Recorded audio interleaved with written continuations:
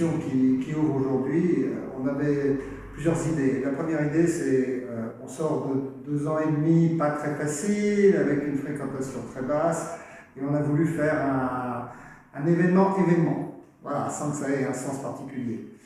Ensuite, sur le plan de la forme des œuvres, on a aimé présenter des œuvres très grandes, parce qu'on pense que de réaliser une très grande toile est un exercice difficile, et que que le peintre soit très connu ou pas très connu, c'est un exercice qui mérite d'être salué et qui pose la qualité de l'artiste.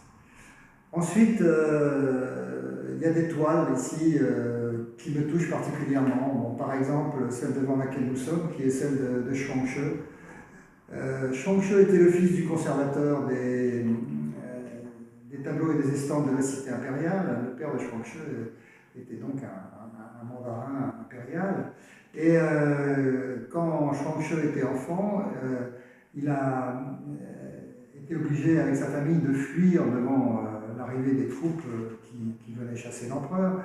Et toutes les œuvres ont été mises dans des chariots et ils ont commencé à descendre pour une odyssée vers le sud qui a duré plusieurs années. Donc l'enfance de Chuang-Tzu, c'était ça. Et quand il pleuvait, ben, tout ça a été un peu mouillé. Et après la pluie, on ouvrait les chariots, on déployait les toiles et les chefs-d'œuvre séculaires de la collection de l'empereur étaient mis à sécher au soleil. Voilà, ça c'était une partie de l'enfance de Chuang-Tzu.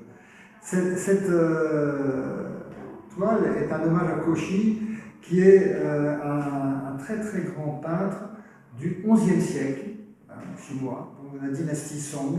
Et donc 1000 ans après l'existence de cet artiste qui est considéré comme fondateur dans le paysagisme chinois, Chuang-Tzu a souhaité lui rendre un hommage. Donc c'est à la fois un hommage aux racines millénaires de son art, à lui qui maintenant vit avec lui à Chicago, puis maintenant vit à New York, et en même temps, de manière assez touchante, un souvenir de l'enfance.